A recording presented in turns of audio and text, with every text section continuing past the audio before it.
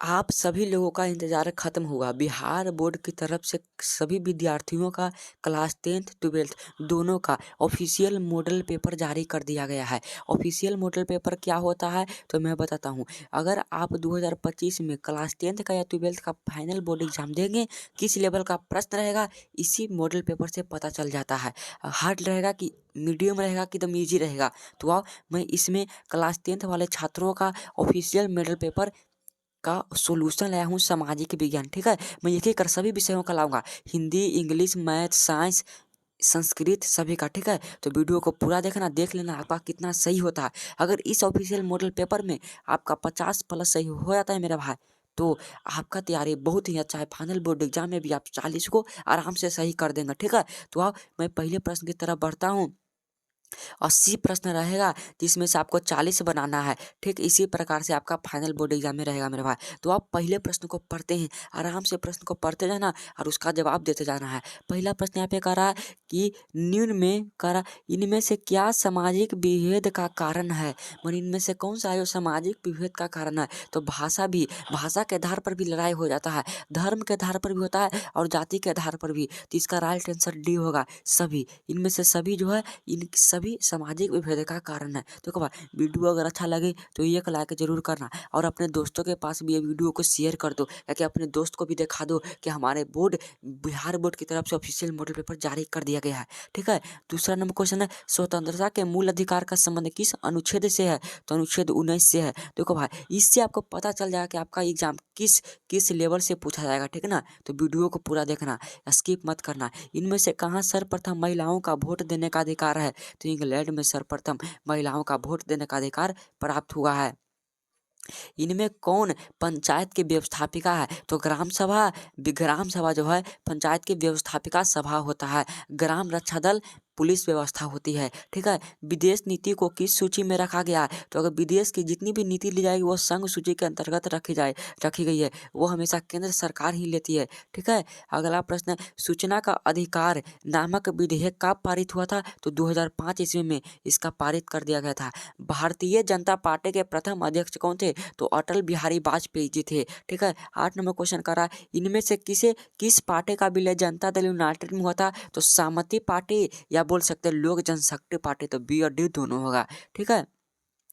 किस संवैधानिक संशोधन द्वारा संविधान की प्रस्तावना में धर्मनिरपेक्ष शब्द जोड़ा गया था? तो 42वां संवैधानिक संशोधन में धर्मनिरपेक्ष को जोड़ दिया गया था। कह रहा इनमें से कहाँ एकात्मक शासन व्यवस्था है? तो मेरे भाई अमेरिका में एकात्मक शासन व्यवस्था चल रही है, ठीक है? अगला प्रश्न है, 11 नंबर क्वेश्चन कर रहा है, इनमें से किस राज्य को विशेष दर्जा प्राप्त है? तो मेरे भाई तमिलनाडु को विशेष दर्जा प्राप्त हो गया है। पर जम्मू कश्मीर ऑप्शन में रहेगा तो जम्मू कश्मीर मार देना, ठीक ना? क्योंकि जम्मू कश्मीर को विशेष राज्य का दर्जा प्राप्त है।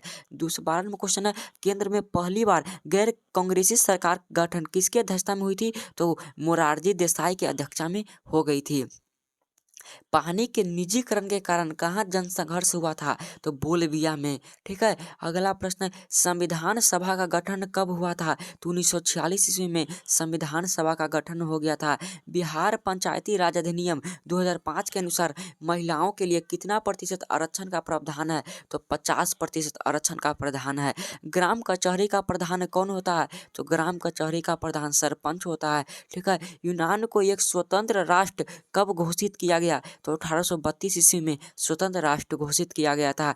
लाला लाजपत राय ने किनकी जीवनी लिखी थी? तो मेजनी की जीवनी लिखी थी। आपको इनमें कई सारे ऐसे प्रश्न हैं जिन्हें आपको नए देखने को मिलेगा, लेकिन घबराइएगा मत। कोई कोई प्रश्न बाहर से भी डाल दिया जाता है, ठीक ना? तो आपको इसमें से ध्यान रखना है कि अगर 50 प्लस सही हो जाता है या 50 को भी सही हो जाता है तो आपकी बहुत ही अच्छी तैयारी सोशल साइंस में है और फाइनल बोर्ड एग्जाम में भी आपका बहुत ही अच्छा नंबर आएगा, ठीक है? रक्त और लौह की नीति का अवलंबन किसने किया था? तो बिस्मार्क ने किया था रक्त में लौह की नीति का अवलंबन।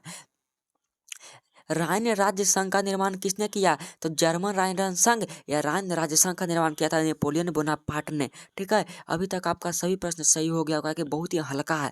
21 नंबर है, ब्रुसेनसेफ्ट नामक सभ्यता की स्थापना कहाँ हुई थी? तो ब्रुसेनसेफ्ट है जो मेरे भाई ब्रिटेन में हुई थी, ठीक है? निम्नलिखित में कौन यूटोपियन समाजवादी था? तो देखो सेंट साइमन, रॉबर्ट ओवन ल्यूवे, इनमें से सभी, लेकिन कार्ल मार्क्स जो थे यूटोपियन समाजवादी नहीं थे, ठीक है? अगला प्रश्न यहाँ पे है, बोल्शेविक क्रांति को इनमें से किस क्रांति के नाम से जाना जाता है? तो अक्टूबर की क्रांति को बोल्शेविक क्रांति भी कहा जाता है।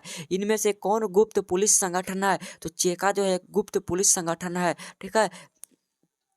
25 नंबर क्वेश्चन कह रहा है नरोत्तम सिन्हा नोक राजनीति से संन्यास कब लिए थे? तो 1975 ईस्वी में, 1978 में, 1970 में, 1980 में। तो मेरे भाई इस प्रश्न में मुझे डाउट लग रहा है, शायद 1975 कि 1978। तो आप देख लीजिएगा, हमारे हिसाब से 1975 ईस्वी में उन्होंने संन्यास लिए थे। ठीक है।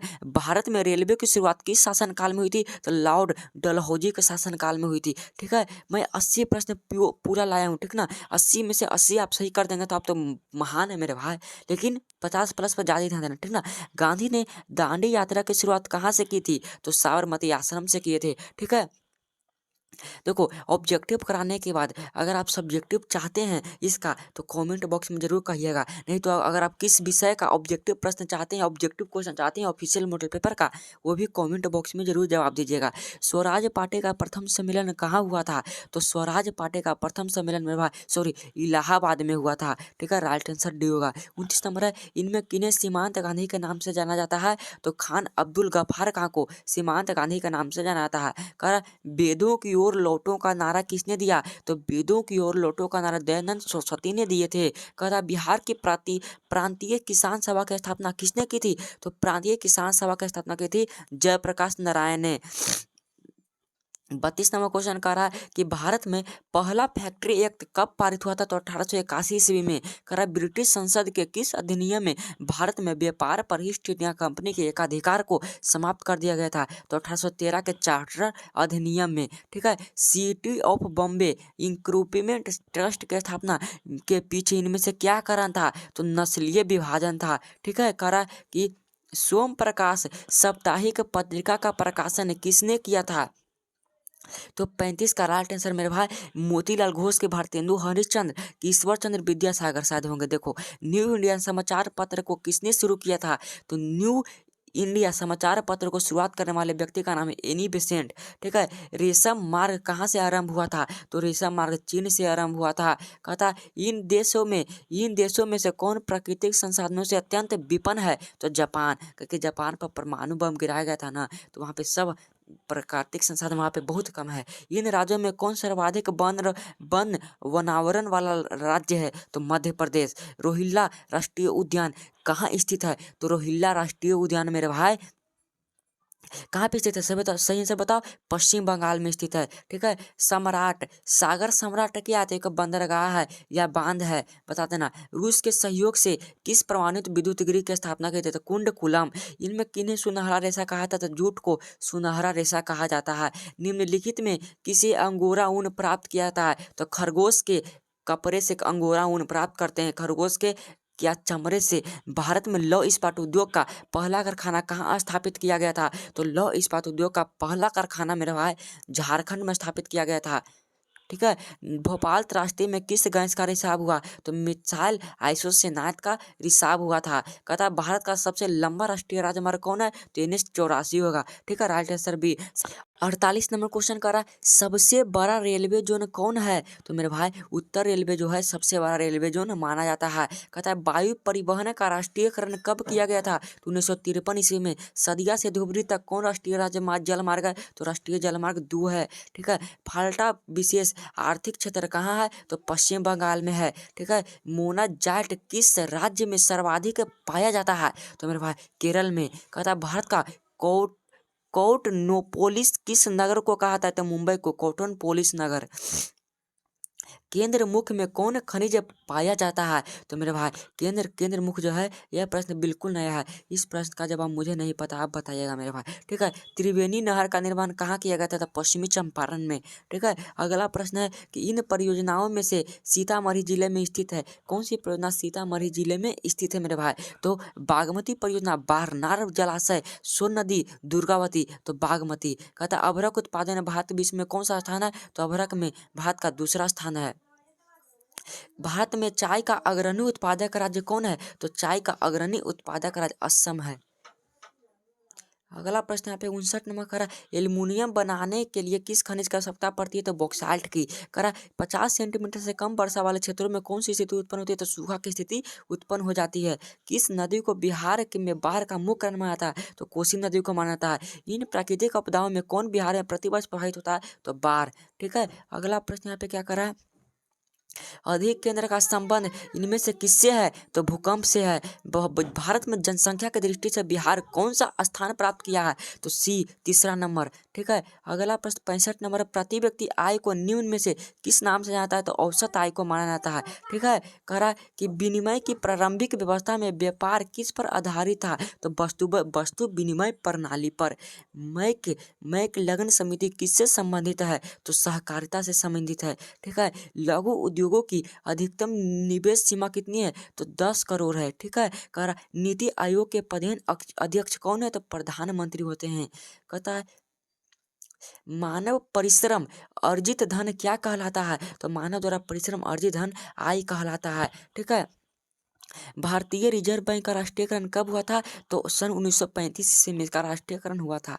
कहता है इनमें कौन सामाजिक आधारभूत संरचना का भाग है? तो सामाजिक आधारभूत संरचना का भाग यातायात है।